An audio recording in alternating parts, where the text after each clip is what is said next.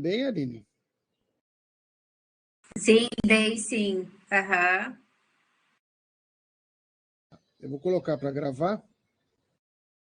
Ampliar. Enxerga a minha tela, gente? Sim.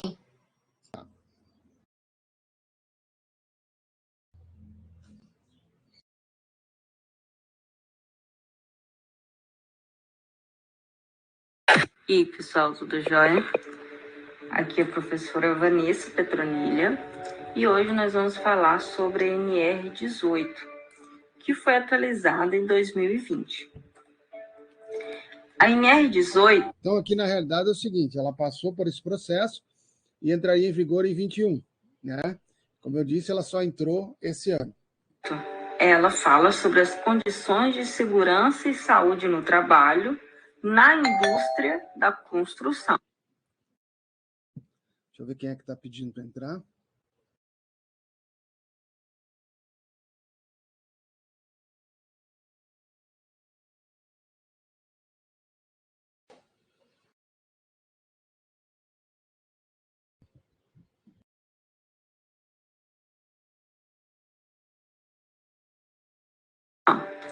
Ela é uma norma setorial. Então, para quem não sabe o que é norma setorial, geral ou especial, dá uma olhadinha no nosso vídeo que a gente falou sobre a introdução das normas regulamentadoras. Bom, aqui convém aquilo que eu tinha comentado com vocês, me parece que há 2 semanas atrás, nós temos, então, a questão das normas gerais, setoriais e especiais, tá?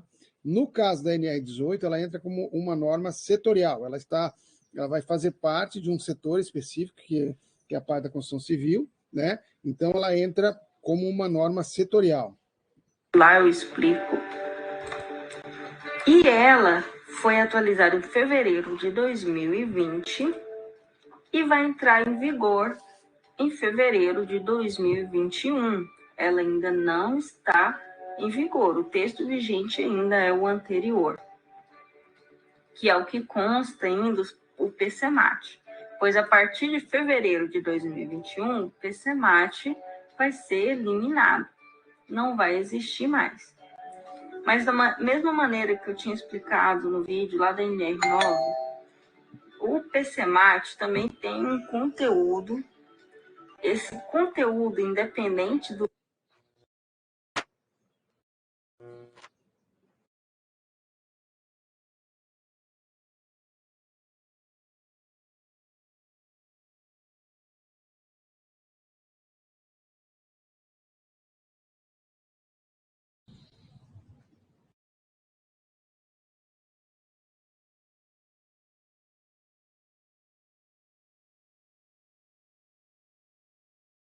nome que seja, por exemplo, o pessoal está chamando que o PCMAT se transformou no PGR. Na verdade, não é bem assim. O PGR é um conjunto de ações documentadas e um desses conteúdos vai ser o que continha dentro do PCMAT, mas mais alguns acréscimos que veio nessa nova NR18. Então, dentro do PGR vai vir as análises de risco da construção, vai vir... Então, aqui é importante que a gente entenda o seguinte, o PCMAT ele continua não na forma específica como ele era, né? Mas com uma ligação direta com o PGR, tá? naqueles itens que são necessários do ponto de vista da execução do PGR daquela obra. Tá? O da NR9, vai vir da NR17, vai vir também da NR7, do PCMSO. Então, vai estar tudo reunido em um mesmo integrado de documentos. Porque, veja bem, se você for colocar isso tudo em um documento mesmo, sozinho, vai ficar enorme esse documento. Então, na verdade, o PGR é um conjunto de documentos que expressam a ação, né? Primeiro você toma uma ação e depois você informa essa ação que você tomou e documenta essa ação. O PGR ele é dividido em inventário de riscos e plano de ação, e cada parte cada item desse contém o que deve ser inserido dentro desse item, né? O que consta dentro do inventário de risco e o que consta dentro do plano de ação. Então, tudo que tiver consta da empresa que deve ser colocado no inventário de risco, vão ser juntados todas essas documentações e vai ser inserida em uma pasta, de uma forma que fica organizado, e isso vai se chamar inventário de risco, de uma maneira documental, tá bom?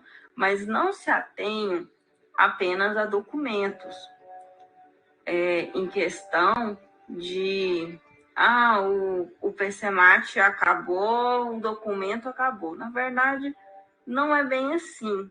As ações, se você tinha ações que estavam sendo tomadas e o PCMAT ainda tem conteúdo que não precisa ser revisado, então esse conteúdo vai ser inserido dentro do PGR.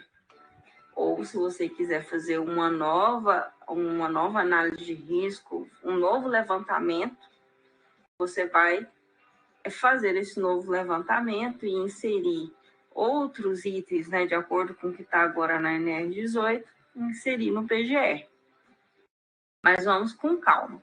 Por quê? Porque mesmo você tem uma empresa que presta serviços da indústria da construção e você tem um PCMAT e ele ainda está em vigor e sua obra ainda está em andamento, ele vai estar em vigor até o término da sua obra. Então, aqui é outro dado importante. Isso aconteceu também com o PPRA, que é o Programa de Riscos Ambientais. Aqueles que estão em vigor, né, até a data de validade deles, né, eles vão ser utilizados na forma como estão, né? Então não vai haver alteração, não precisa haver a migração. Porém, à medida que forem vencendo, né, a gente vai ter que trabalhar dentro já dessa nova configuração da NR18. Ele não vai ser eliminado em fevereiro de 2021 e pronto, acabou, não. Ele vai estar em vigor. Porém, em março de 2021, sua empresa ainda será obrigada a manter, né, o programa de gerenciamento de risco, a começá-lo e a integrá-lo, né, com as outras ações da empresa. Então, o que acontece? Ainda o seu PGR, que você vai ser obrigado em 2021, ele ainda não vai estar conectado com o seu PCMAT, a não ser que você queira colocar o conteúdo do seu PCMAT dentro do PGR. Porém, se sua obra ainda está em andamento, o seu PCMAT vai ser válido até o final dessa obra. Tudo bem? Entenderam até aí? Então, vamos partir para frente. A gente tem que, dentro da norma NR18, na norma regulamentadora 18, o objetivo é estabelecer as diretrizes de ordem administrativa, de planejamento, de organização, ou seja, de gerenciamento, que visam a implementação de medidas de controle e sistemas preventivos de segurança nos processos, nas condições e no meio ambiente de trabalho na indústria da construção. Então, tudo que tiver em relação a um gerenciamento de todas as medidas de controle, os sistemas preventivos da indústria da construção, vai ter que estar neste PGR. No campo de aplicação 18.2, nos diz que essa norma ela se aplica às atividades da indústria da construção constantes da seção F do Código Nacional de Atividades Econômicas. E também as atividades e serviços de demolição, reparo, pintura, limpeza, manutenção de edifícios em geral e de manutenção de obras de urbanização. Então, essa norma ela se aplica para todos esses itens, todos os itens que têm a ver com a indústria da construção. E o que são essas atividades constantes da seção F do Código Nacional de Atividades Econômicas? Aqui no site do IBGE, você consegue, por uma pesquisa aqui bem rápida na estrutura, achar o que é essa seção F da construção. Dentro da seção F do Código Nacional de Atividade Econômica, nós temos... Aqui naquele material de vocês, eu coloquei numa... Se não tiver, eu recoloco. Eu tenho o link do CNAE, para que vocês possam verificar essas informações que estão aí, tá? O 41, 42 e 43 são os códigos derivados desses códigos. Então, o Código Nacional de Atividade Econômica, ele tem mais ou menos 6 números, acredito eu, se eu não estiver enganado, são 6 números. Então, quando ele começar com esse número aqui, 41, 42 e 43, isso quer dizer que ele está dentro da seção F e ele faz parte da seção da indústria da construção. Por exemplo, quando eu clico aqui no 42, ele vai me dizer, né, que ainda existe 3 subtipos: 42.1, construção de rodovias, ferrovias, etc., 42.2 e 42.9. Então, vão gerando aí subitens, né? Se eu clico aqui no 42.2, ele vai me gerar mais subitens.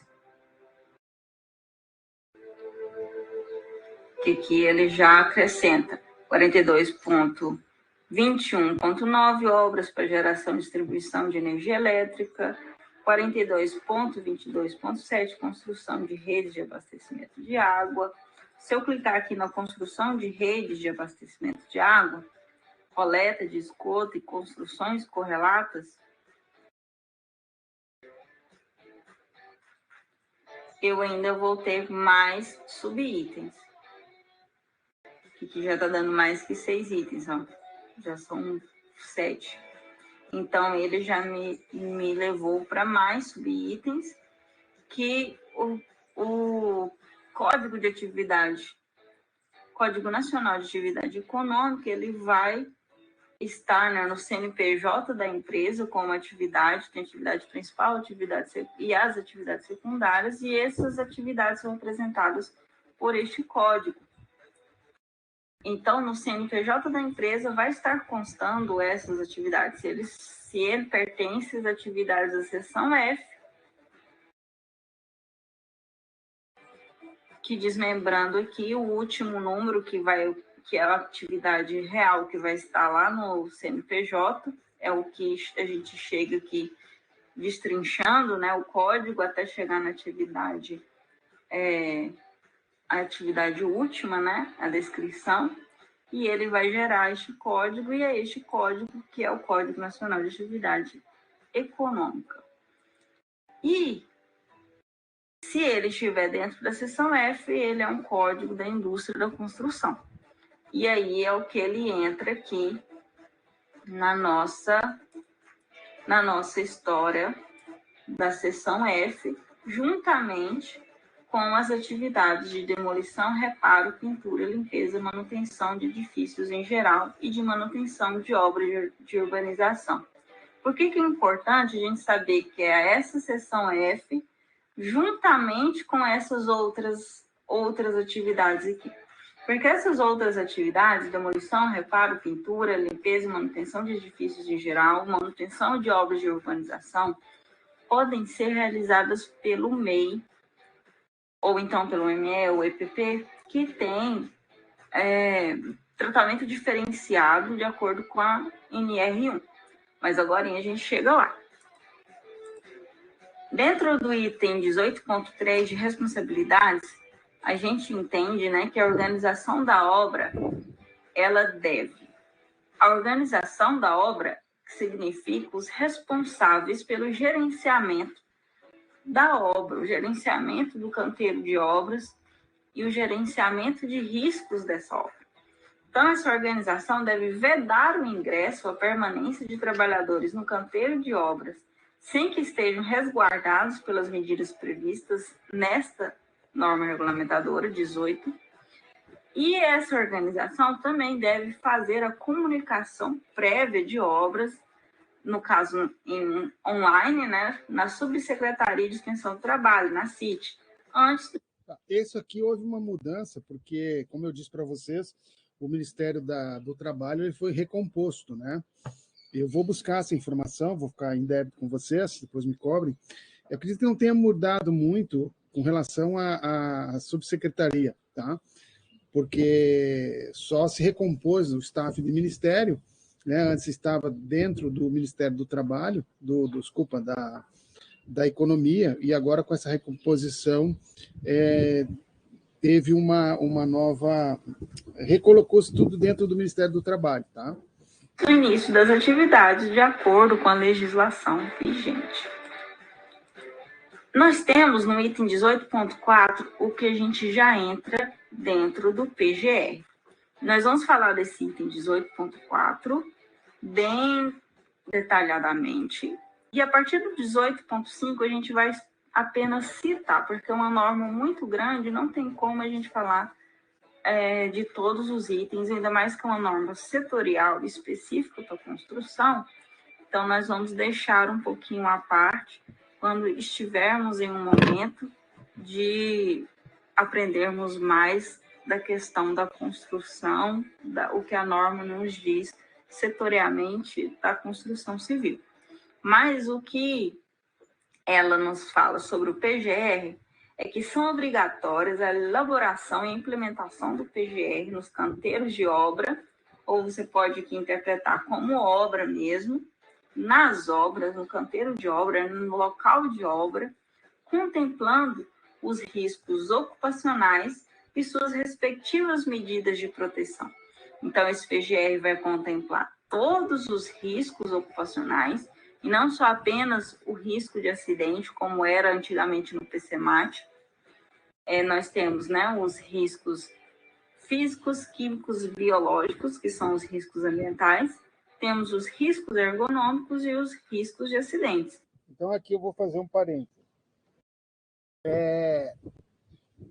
Vocês viram que eu coloquei todo aquele compêndio de normas e a ideia era que nós começássemos verificando todas elas antes para depois entrar na NR18. Com essa inversão, até para que a gente possa ter um entendimento maior, em cima até de uma colocação, acho que foi da professora Aline, eu acho que é melhor eu invertir a ordem, tá? Mas, em dados momentos, a gente vai voltar, né? Então, por exemplo, vamos ver o que são esses riscos aí, físicos, químicos e biológicos, como é que é a informação que é dada, que, na realidade, eles são vinculados a 3 normas, praticamente, que é a NR9, que fala especificamente desses 3, né? A NR15, que fala aí que vai incluir os adicionais de salubridade, né? E que tem a ver com esses riscos, e a NR16, que tem a ver com a questão da periculosidade, no caso explosivos, essencialmente, e trabalho com inflamáveis, tá? E, obviamente, nós temos aí outras que a gente vai ter que trazer, que é a NR5, que diz respeito à CIPA, né, no caso da obra, a NR4, né, com a sua conformação, e outras que a NR17, que ela colocou aí também, que fala sobre os riscos ergonômicos, né, e as outras NRs todas compostas, elas têm os riscos de acidentes, principalmente a NR12, a NR8, que a gente tem que dar uma olhadinha, tá bom? O PCMAT, ele contemplava apenas os riscos de acidentes em obras apenas. Então, ele era bastante limitado. E agora o PGR... Aqui nós temos uma mudança substancial, tá? porque abarca todo tipo de risco que se está exposto dentro de uma obra, tá? Que não são somente os riscos de acidentes. Ele vai ser obrigatório a elaboração nos canteiros de obra. Então, como assim, professora? Se existe um tratamento diferenciado para MEI-ME e EPP, e se ele for de obra, então ele vai ser obrigado a elaborar o PGR? Bom, vamos com calma. Primeiro, a gente sabe que a NR1 é a norma mãe, ela é a norma geral, que a gente obedece ela primeiro e depois obedece as outras, as especiais e as setoriais. O que acontece?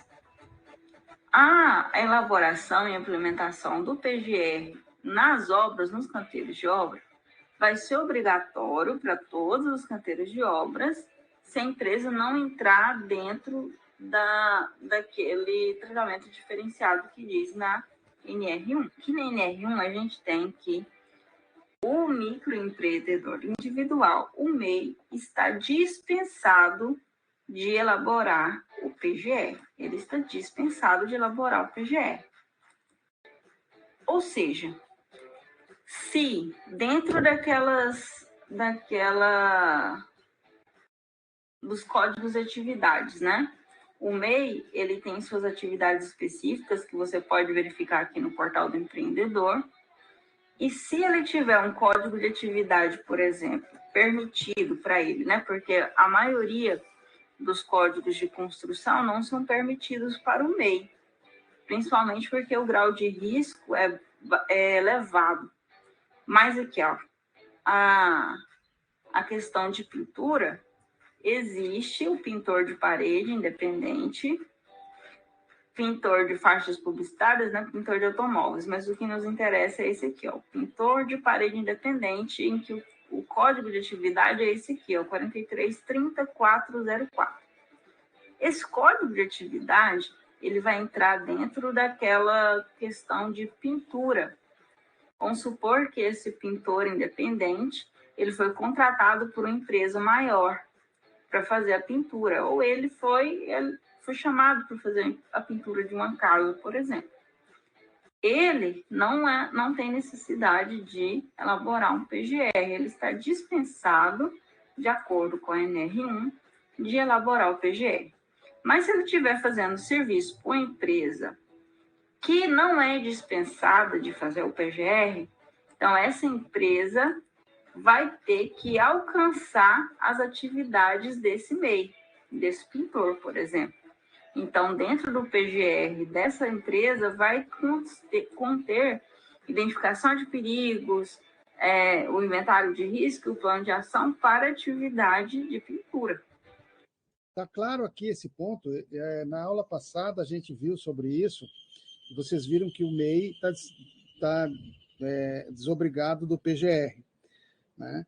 Mas, nesse caso específico, ele vai ter que constar, porque se a empresa é obrigada a fazer, né? Porque geralmente uma empresa de construção ela vai ter uma conformação já, grau de riscos adequados, né?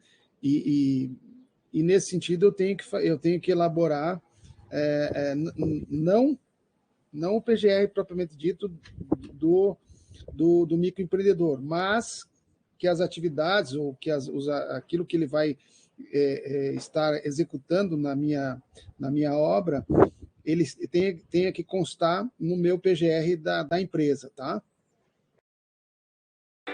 Por exemplo, que a gente está dando um exemplo aqui. Então, o MEI ele está dispensado de elaborar o PGR. O MEI que da construção civil, que neste caso, né, ele é MEI, e ele entra nesse item, tem atividades permitidas à construção civil para ele está dispensado de elaborar o PGR.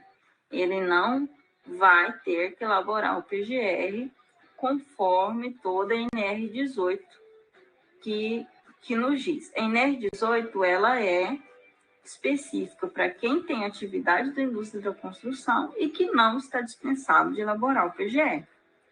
Então, ainda temos as microempresas e as empresas de pequeno porte, que também são dispensadas de elaborar o PGR, em caso delas serem de grau de risco 1 e 2, pequeno item aqui de cima.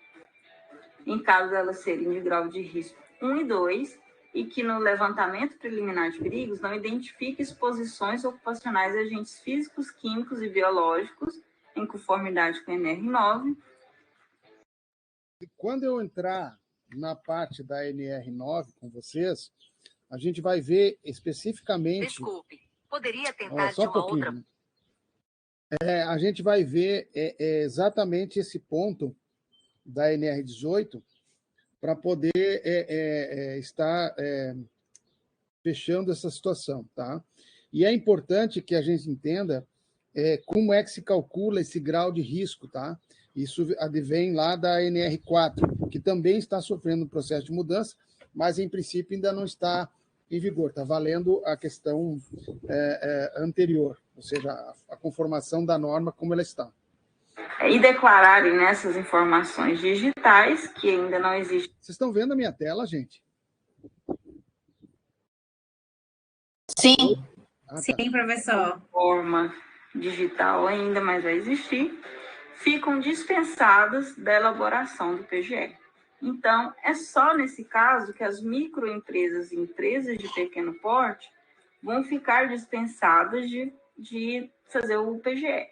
Então, veja bem, se essa microempresa, empresa de pequeno porte, entra dentro de um código de atividade de construção, mas que não está dentro do grau de risco 1 e 2, então ela está, e também não identifica esses tipos de riscos, né, agentes físicos, químicos e biológicos, o que é bem difícil de acontecer, ela está dispensada de elaborar o PGR. Só um parênteses aqui também é o seguinte, geralmente, e até por experiência, empresas grau de risco 1 e 2 são grau de riscos pequeno e baixo, 1 e 2, é mais para empresas que não tenham, vou dar um exemplo, por exemplo, uma escola. Escolas, em sua maioria, são grau de risco 1 ou 2, tá? Já no caso de empresas que trabalhem, como é o caso da construção civil, onde você tem a questão do trabalho em altura, fundações e outras situações do espaço confinado, inclusive, nós vamos ter aí grau de risco em torno de 3, ou seja, nós temos uma escala de 1 a 4, né? Sendo que nós temos aí 3 e 4 seria grau de risco de médio e 4 alto, aonde é difícil você ter uma empresa, ou uma pequena empresa de construção, pensando aí na execução, que tenha um grau de risco menor do que 3 e 4, tá certo? Até por uma questão dos serviços que são executados, tá?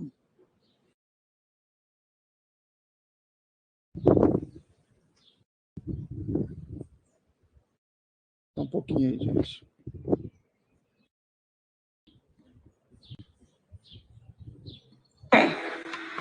Porém, veja bem, aqui de acordo com o NR4, a maioria dos itens de construção aqui da seção F são de graus de riscos 3 e 4.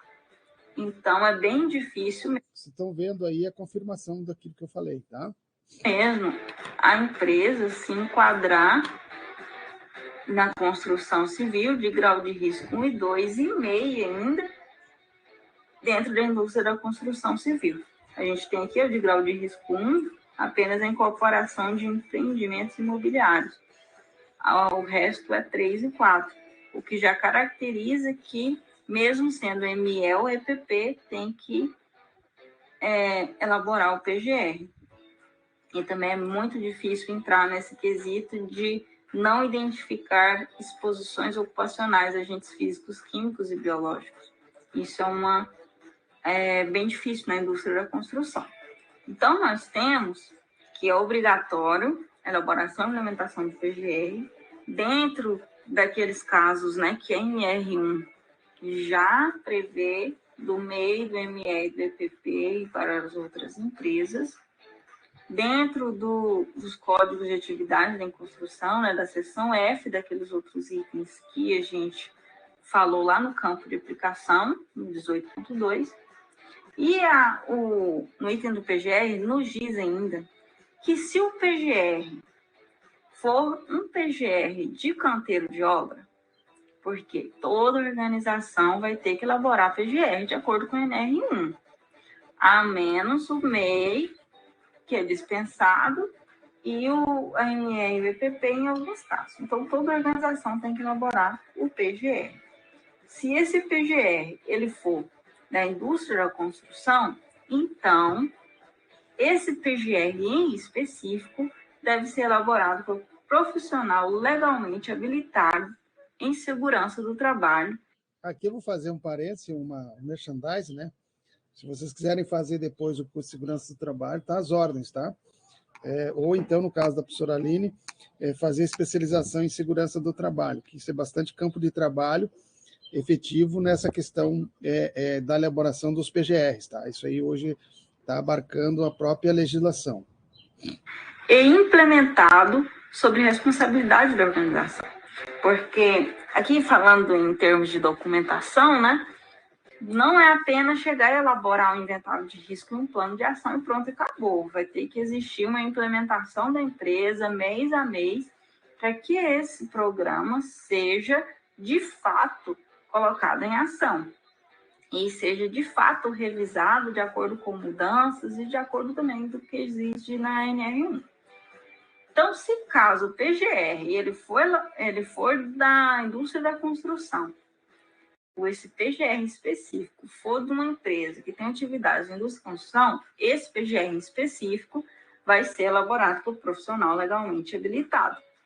Só que, se for o PGR de outras organizações, ele não tem obrigação de ser elaborado. Nesse elaborado aqui, no caso, seria um gerenciado, né, por profissional, porque a elaboração, ainda mais que o PGR ele inclui vários tipos de documentos, então não é só um profissional que vai elaborar, são vários profissionais, cada um na sua área específica, mas que ele vai ser gerenciado por profissional legalmente habilitado em segurança do trabalho é o PGR da construção civil.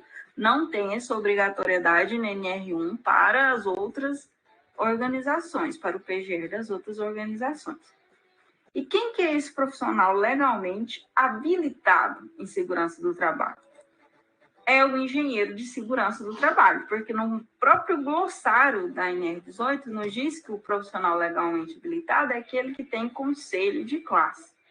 E o profissional de segurança do trabalho que tem um conselho de classe, que no caso é o CREA, é o engenheiro de segurança do trabalho.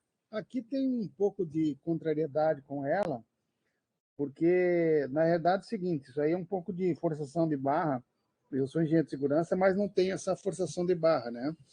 E é facultado ao técnico de segurança ele se registrar no CREA, tá? Então, no meu entendimento, claro que pode haver outro entendimento, o profissional técnico de segurança que esteja registrado no CREA, porque hoje ele está, a legislação fala que o técnico de segurança basta se cadastrar no Ministério do Trabalho, né? Então, e eles têm uma associação dos técnicos de segurança em nível nacional que faz todo esse trâmite. Porém, também tem o Conselho Regional dos Técnicos, né? Só que os técnicos de segurança não estão atrelados. Tem, inclusive, um professor do curso, que até se aposentou. Professor Lino? Isso, o professor Lino, ele foi presidente muito tempo, foi meu contemporâneo de Confea, na época que nós estávamos no Confea, no Conselho Federal, lá em 2000, e já era uma luta com relação a essas questões do Conselho dos Técnicos, né? Mas eu entendo o seguinte, como o técnico de segurança pode se cadastrar no CREA, né, a exemplo de vocês que eu acho que vocês também podem, como técnicos de edificações, não me lembro assim exatamente, mas acredito que sim. Então, eu entendo que, ao se ter uma atribuição cadastrada, o técnico de segurança pode atuar na elaboração do PGR, tá? O técnico de segurança do trabalho não tem conselho de classe.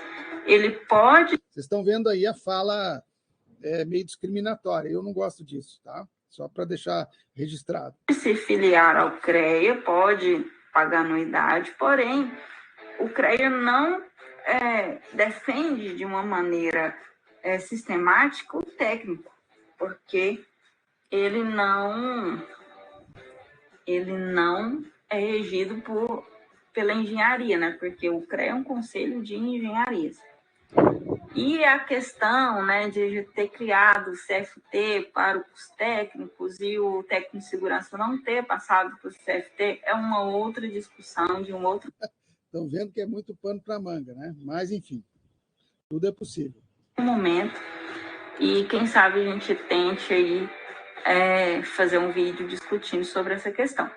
Mas o que a gente deve ater aqui é que, no momento, não existe conselho de classe para o técnico de segurança do trabalho, existe para o engenheiro de segurança do trabalho. Então, é ele que está legalmente habilitado. Porém, se em canteiros de obras, em obras com até 7 metros de altura, ou seja, 2 pavimentos, no máximo 10 trabalhadores, o PGR pode ser elaborado por profissional qualificado em segurança do trabalho. Olha a incoerência, tá? Que é o técnico de segurança do trabalho. Este é o profissional qualificado em segurança do trabalho. É o técnico de segurança do trabalho. Você pode ir lá olhar no glossário NR18, que lá vai estar explicando quem que é o técnico, ou quem que é o profissional qualificado em segurança do trabalho. E, da mesma maneira, mesmo tendo o PGR e os documentos, inventário de risco e plano de ação, ele deve ser implementado pela organização durante toda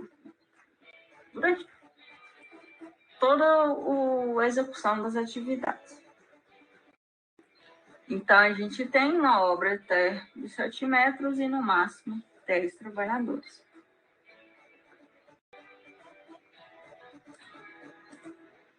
No item 18.4 ainda, falando sobre PGR, a gente tem que, além de contemplar exigências da NR1, porque a NR1 tem várias exigências, né, do que vai no inventário de risco no plano de ação, da identificação de perigos, do controle dos riscos, da análise, né, de riscos, e cada um deles vai no documento específico.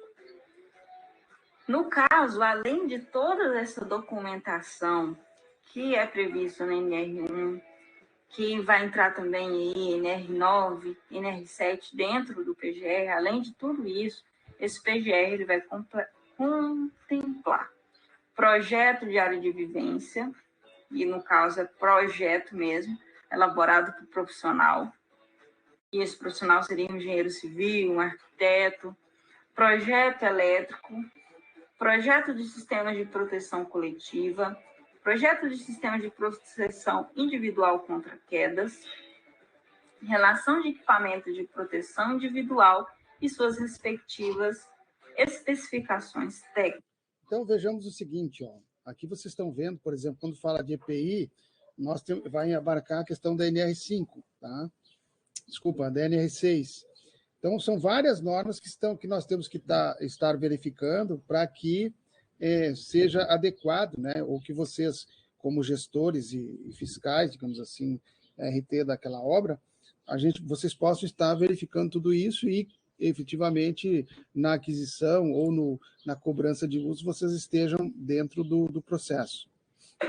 Também tem que conter no PGR. O PGR, ele deve estar atualizado de acordo com a etapa em que se encontra o canteiro de obras. Se a fiscalização chegar lá e você ainda estiver na etapa de fundação, você não precisa ter toda a análise de riscos, a identificação de perigos da etapa de alvenaria, por exemplo, porque você não está nessa etapa ainda. Você vai ter que estar com esse PGR analisado da etapa de alvenaria quando você estiver nela, ou um pouco antes, né, dela estar acontecendo. Então, a fiscalização não pode cobrar de você que você tem esse PGR pronto da etapa, sendo que você não está na etapa ainda. As empresas contratadas devem fornecer ao contratante o inventário de riscos ocupacionais específicos de suas atividades, o qual deve ser contemplado no PGR do canteiro de obras. Essa exigência também consta lá no NR1. Por exemplo, a empresa ela é contratada e essa empresa já existe um PGR nessa empresa que ela foi contratada. Uma empresa maior contratou a empresa menor, por exemplo, essa empresa menor já tem um PGR que tem. Isso está reforçado em termos de legislação. Não vamos ser hipócritas aqui. Existia muito da terceirização, né? E não existia a questão da responsabilidade. Existem N casos aí, se a gente for buscar, de empresas terceirizadas em que houve um acidente, houve um sinistro, e que efetivamente a empresa que contratou, não, isso não é responsabilidade minha, tá? Principalmente na questão de óbito ou mutilação. E isso dá pano para a justiça trabalhista, enfim, acaba o trabalhador, a trabalhadora ganhando, obviamente, até porque é justo, né? Mas, em termos de segurança, existe uma coisa chamada nexo causal, né? Que é aquilo que efetivamente causou o sinistro, tá? E, para isso, existe um perito preposto, que, quando isso vai para o juízo, o perito oficial, né? E o perito preposto que a empresa coloca para contrapor o perito oficial, tá?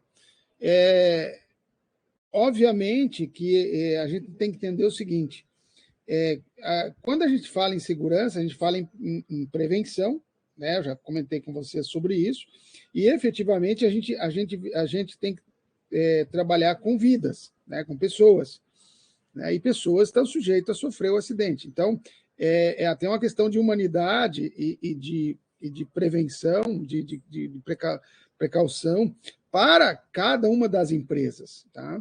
O que acontece muitas vezes é que, quando ocorre o sinistro, há aquele intuito de se transferir a responsabilidade, tá? E isso é meio que leonino, né, na minha leitura, e que entendo o seguinte, que é preciso que haja forçação legal, né? Ou seja, não no sentido de imposição, mas que isso esteja registrado até que resguarde o trabalhador, a trabalhadora que venha a sofrer o acidente, não importando se ele é prestador ou se ele é terceirizado, mas que as responsabilidades são iguais, tá? Inventário de riscos e plano de ação. O que essa empresa maior vai fazer?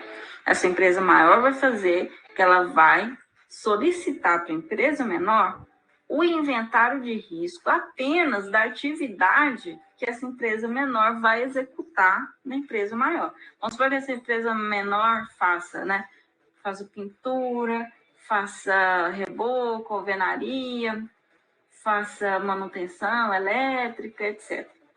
E ela vai exercer só atividade de pintura. Então, vai constar um inventário de risco específico de pintura, da atividade de execução de pintura, que tem que levar para a empresa maior, contemplar no PGR maior da empresa.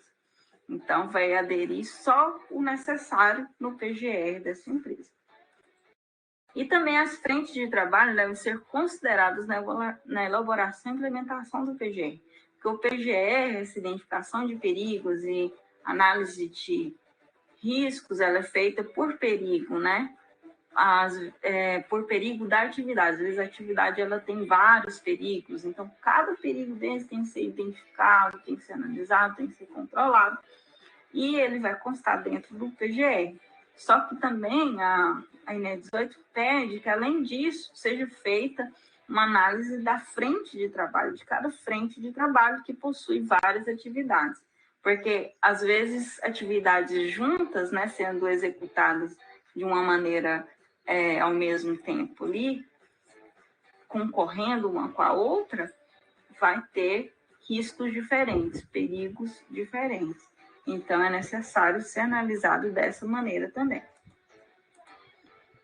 Ainda aqui no 18.4, nos diz que são facultadas, ou seja, as empresas construtoras têm escolha para adotar soluções alternativas às medidas de proteção coletiva previstas aqui na NR.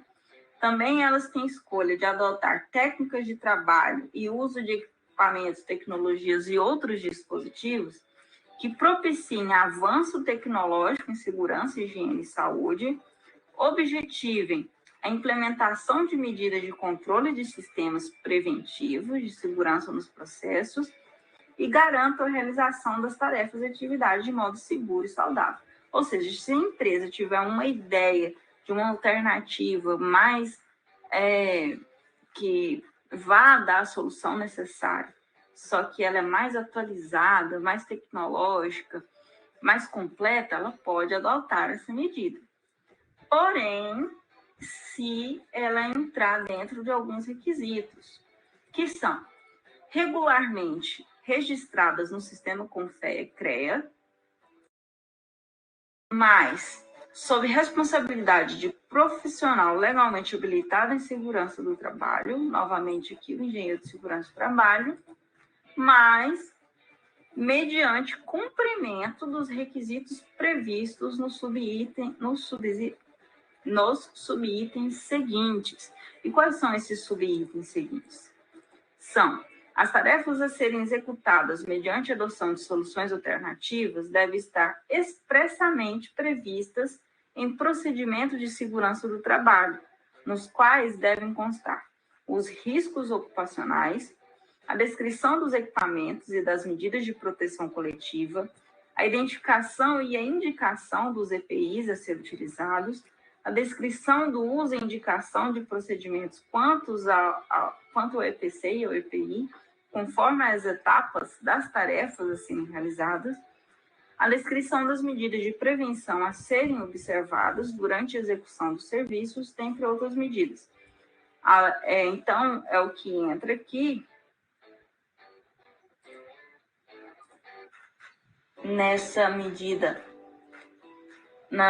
mediante os subitens. Esse subitem é o que compõe aquele mais lá, que somente fazendo desta maneira, a empresa pode estar facultada de adotar medidas tecnológicas mais atualizadas, de maneira que ela ache que vai ser melhor para a empresa, tendo estes pré-requisitos aqui.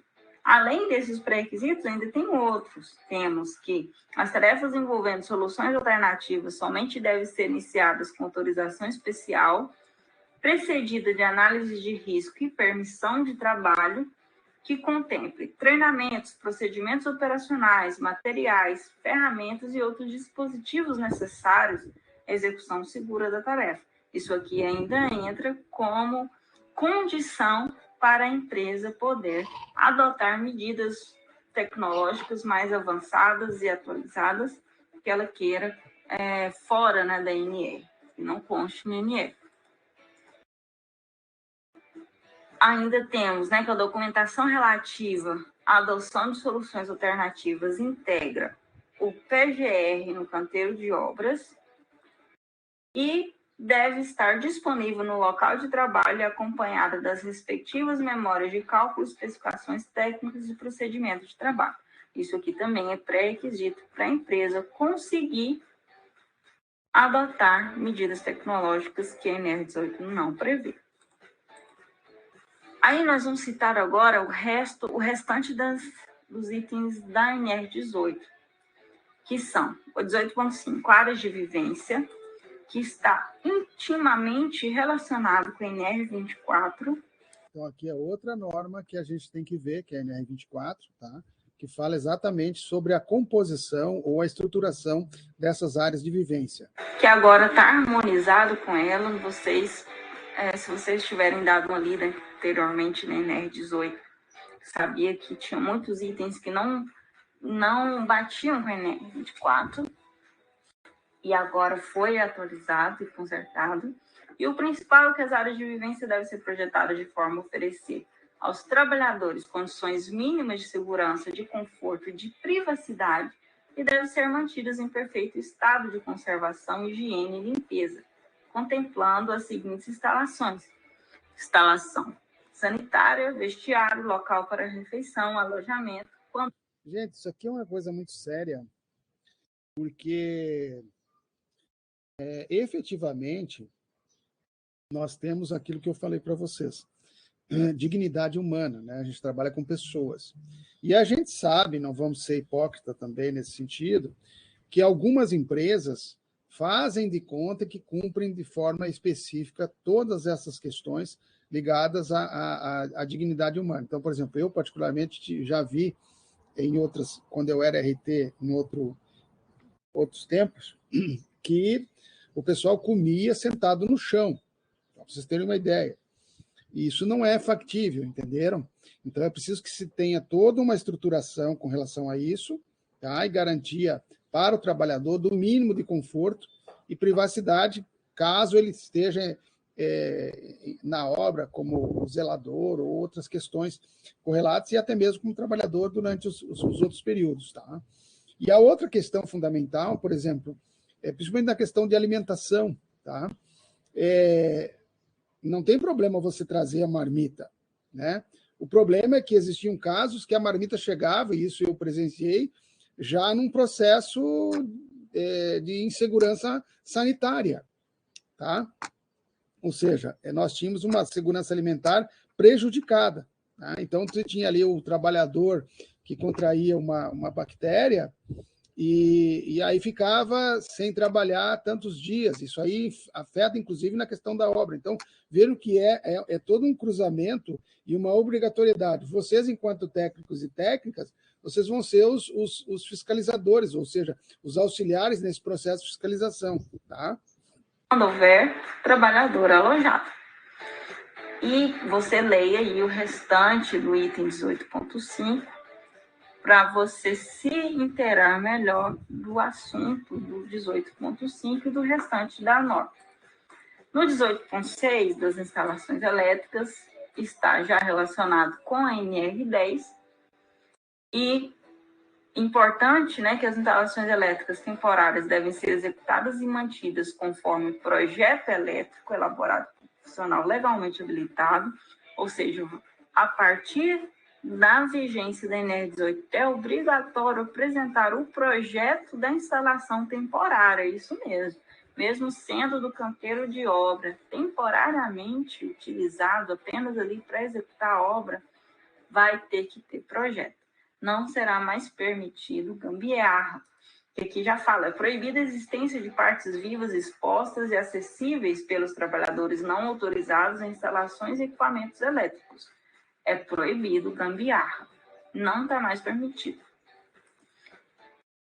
Na verdade, nunca foi, né? Mas não tinha nada que impedia.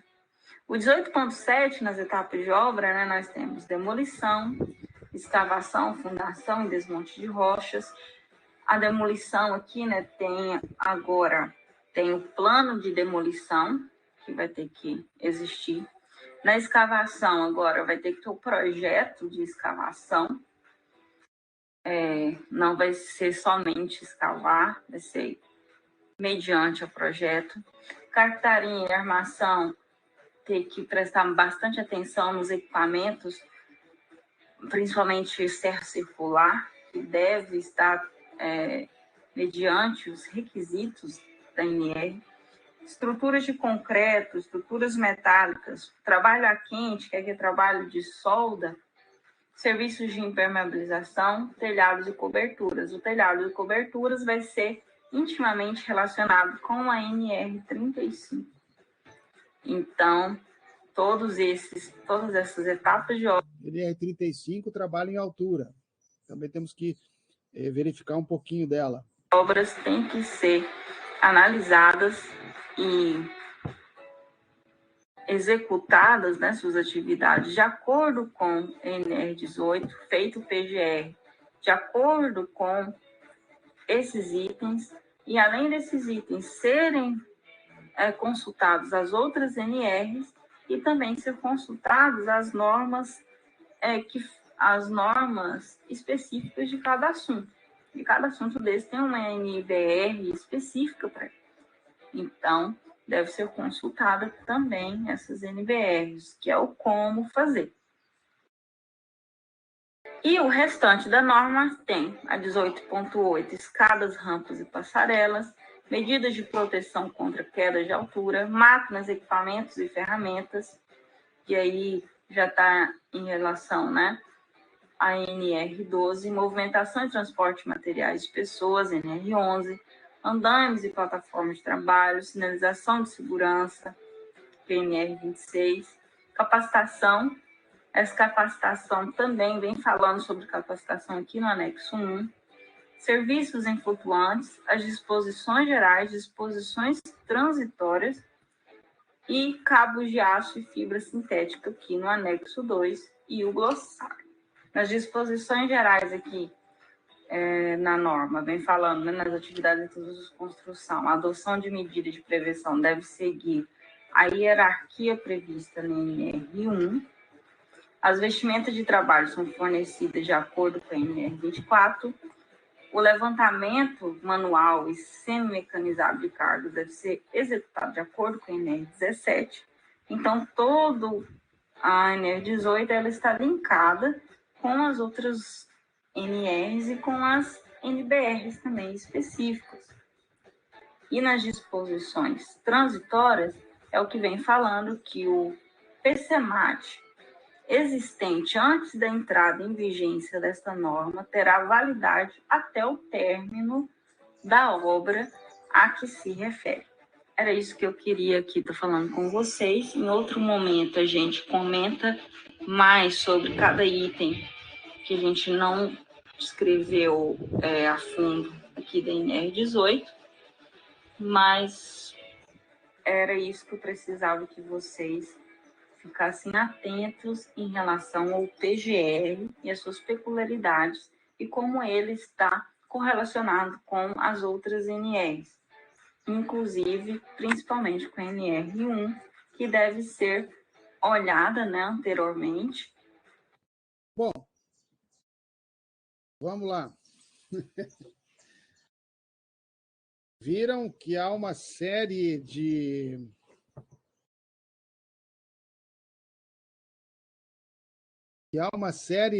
itens e exigências.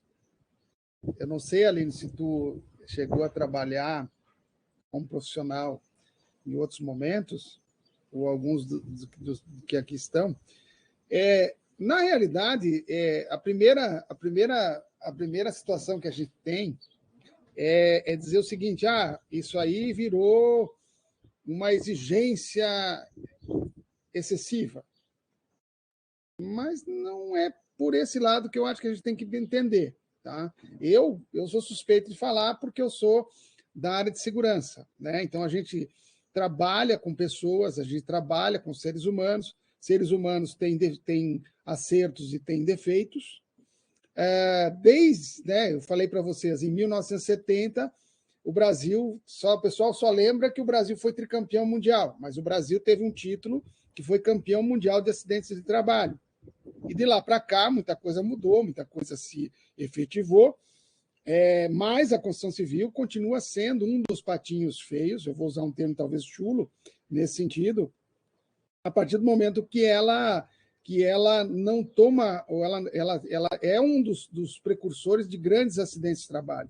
Eu até tenho um acidente aqui, um quase acidente, eu recebi ontem, eu vou até mostrar isso para vocês aqui no videozinho. Deixa eu só deixar na agulha aqui, só um pouquinho. Mas isso vem de encontro às mudanças que nós temos que efetivamente startar, certo? O que eu quero dizer para vocês é o seguinte: todo remédio que a gente toma, muitas vezes, ele é amargo, né? E a gente não gosta muito de tomar. Mas eu vejo como um crescimento, até para que a gente possa entrar. Existe também todo um processo de de mecanização, de automação da construção civil como um todo, novas técnicas, como a professora Vanessa trouxe, inclusive, né? E que nós temos que nos adaptar, né? Isso já acontece em outros países, né? E eu acho que o Brasil não pode ficar à contramão. Então, antigamente se pegava as pessoas para trabalhar em obra a laço, né? Com um nível cultural muito baixo. Então, vocês viram que isso hoje, a tendência é mudar. Infelizmente, e isso eu tenho que dizer e deixar gravado, o Brasil tem o tal do jeitinho brasileiro, a famosa lei de Gerson, né? E que nós sabemos que, efetivamente, nós vamos ter empresas que se dizem sérias, e aí eu não estou generalizando, mas eu estou colocando de uma forma bem incisiva, que acham que podem burlar a legislação e efetivamente não precisam cumprir. No meu entendimento, a norma veio para melhorar, né? Ela veio para especificar. E aí eu vou trazer uma outra situação, além do videozinho que eu quero mostrar.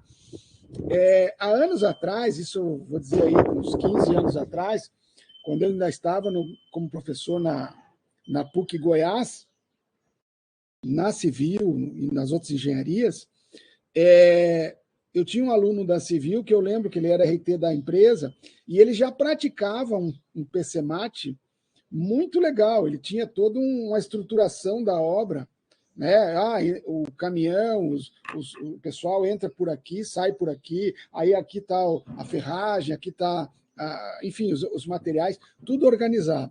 Então, isso naquela época ele já tinha essa visão, até porque tinha sido aluno nosso, não excessivamente, mas que tinha uma visão da parte de segurança que é importante, certo? E com isso você minimiza. Por exemplo, quando eu trago a questão do acidente, é que uma indenização por acidente, seja ela por morte, seja ela por amputação, tem a parte que é de responsabilidade da empresa ou então da pessoa, né? Mas isso tem um ônus para o INSS, que é quem ajuda a pagar, né? Mas também a empresa pode sofrer um processo, né? E vir a ter perdas muito maiores do que se pudesse evitar, tá certo? Obviamente que isso vai impactar numa série de outros custos, isso aí a gente sabe disso, mas eu entendo que é uma tendência, tá? Beleza? Querem comentar alguma coisa antes de eu passar o vídeo? Na verdade, é uma tendência ao investimento da empresa, né? Porque a partir do momento que também o funcionário está seguro, a empresa vai gastar muito menos depois se tiver algum problema de acidente, enfim. E tem um outro fator, Aline, que eu vou ajudar a colaborar aí, que hoje tem muito na questão do marketing negativo, né? Porque tem empresas, eu não vou trabalhar naquela empresa porque ela não trabalha com a questão de segurança. E isso eu acho hoje em dia se espalha muito rápido, né? Exatamente. A questão. Na época, quando eu estudei administração, a gente já falava sobre esse negócio do marketing negativo. Isso. E hoje é muito pior, porque com as redes sociais, a facilidade disso ser divulgado e aparecer é muito maior, né? Tá aí o momento político que a gente está vivendo, né? Então, quer falar alguma coisa, Andréia, Aline, Júlia, Natália, Tiago? Esses alunos nossos são bons, né? Porque eles só observam e não falam nada. Eu não sei se a gente está agradando 100%, né, Aline? Ou se está tudo muito inebriado, ou tem uma certa... Eu fico toda hora perguntando, entenderam? Faço todo mundo responder, entenderam? Entenderam? E, na verdade, aqui no meu, eu mando botar todo mundo aparecer. Não deixo ninguém escondido. Eu já sou mais bonzinho. Eu não eu sou malvada. É que tu é nova no métier. Eu já tenho um bom tempo de docência, então eu sei. E eu estava até fazendo parênteses aí nessa brincadeira aí. Os alunos do médio que são eles... Tem aluno que eu conheci E eu não conheci, outros que eu nem conheci. Não, professor, eu sou o fulano, só tinha uma figurinha, né? E muitos dormiam, aí gravava a aula, eles assistiam depois. Então, é isso, mas isso foi uma tendência, né? Infelizmente. Mas, enfim, deixa eu mostrar um vídeo de um quase acidente, e depois a gente pode comentar, talvez nessa aula ou em outra, que ocorreu, eu recebi ontem esse vídeo. Tá? Deixa eu só compartilhar com vocês a tela aqui. Vou fechar minha câmera.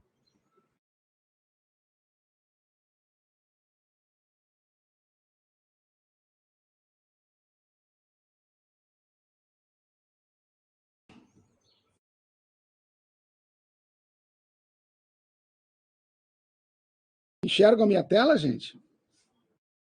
Sim. Tá, deixa eu colocar, ver se eu consigo colocar.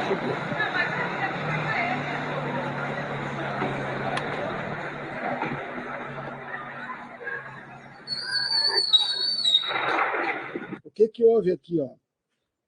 O andaime rompeu, né? A sustentação, e ele está, até onde eu consigo perceber, ele tem uma amarração, mas ele ficou pendurado aí. Observem essa cena aí.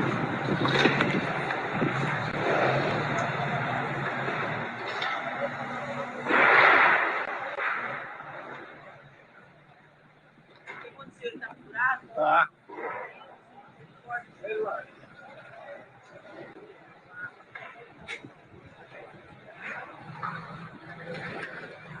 Estão vendo a linha de vida aqui, né?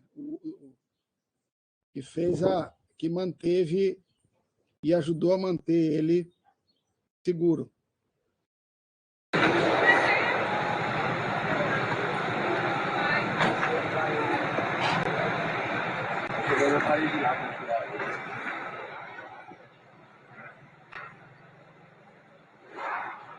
Quero saber se quem está ajudando ele também está com a linha de vida.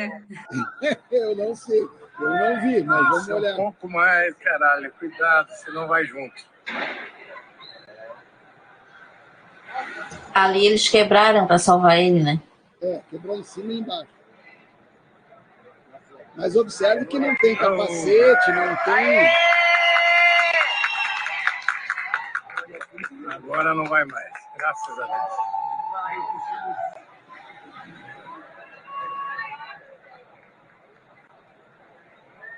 A sorte que ele estava amarrado. Não é sorte. Isso é procedimento. Isso é uma coisa que...